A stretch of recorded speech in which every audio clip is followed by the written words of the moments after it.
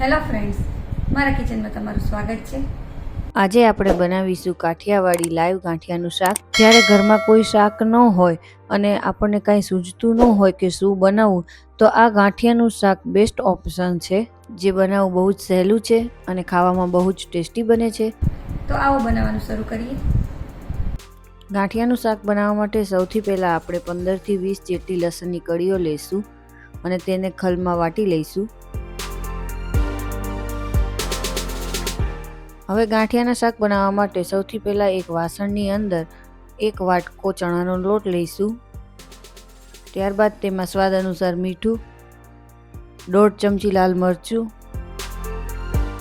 અડધી ચમચી હળદર, 1 ચમચી ધાણા જીરું, મોટી 2 ચમચી જેટલું તેલ અને આપણે વાટીને રાખેલું હતું એ લસણ આમાં નાખી દઈશું।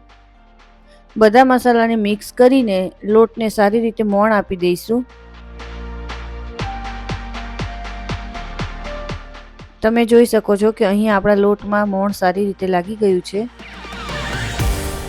હવે લોટની અંદર થોડું થોડું પાણી નાખીને લોટ બાંધતા જઈશું। અહીંયા પાણી નાખતા સમયે થોડું ધ્યાન રાખવાનું છે, કેમ કે ચણાના લોટમાં બહુ પાણી નાખવું પડતું હોતું નથી। અહીંયા આપણે લોટને બહુ કઠણ પણ નહીં અને બહુ ઢીલો પણ નહીં એવો બાંધવાનો છે। તમે જોઈ શકો છો કે અહીંયા ગાંઠિયા બનાવવા માટેનો લોટ તૈયાર છે।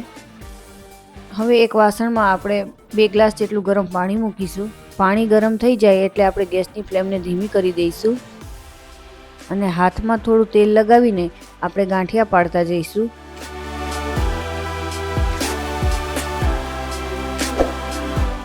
તમે જોઈ શકો છો કે આ રીતે આપણે લોટને હાથમાં લઈને હાથેથી વણતા જવાનું અને પાતળા પાતળા ગાંઠિયા પાડતું જવાનું છે। આ રીતે આપણે બધા જ ગાંઠિયા પાડી લઈશું।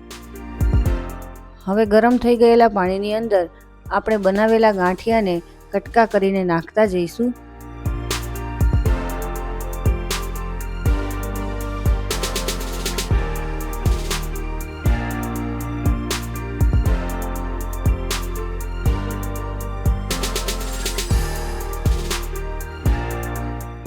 આ જ રીતે આપણે બધા જ ગાંઠિયા બનાવીને ઉકળતા પાણીમાં નાખતા જઈશું। અહીંયા આપણે ગેસની ફ્લેમને મીડિયમ રાખીશું અને 10 થી 15 મિનિટ માટે આપણે ગાંઠિયાને કૂક થવા દઈશું।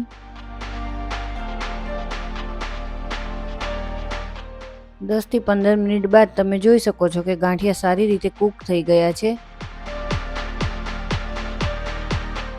ત્યારબાદ હવે આપણે ગાંઠિયાની અંદર 2 કપ જેટલી છાશ ઉમેરીશું। છાશને આપણે સારી રીતે મિક્સ કરીને હવે ગેસની ફ્લેમને થોડી હાઈ કરી છાશને ઉકળવા દઈશું। હવે તેની અંદર 2 થી 3 બારીક કાપેલા લીલા મરચાં, 7 થી 8 મીઠા લીમડાના પાન નાખીશું અને હવે આપણે આને ઉકળવા દઈશું। હવે એક કડાઈમાં 2 ચમચી જેટલું તેલ નાખીશું।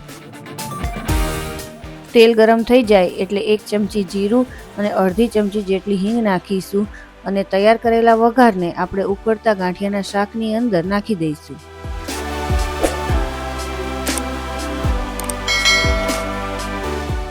વઘારને આપણે સારી રીતે મિક્સ કરી દઈશું અને હજી 5 થી 10 મિનિટ સુધી આને ઉકળવા દઈશું।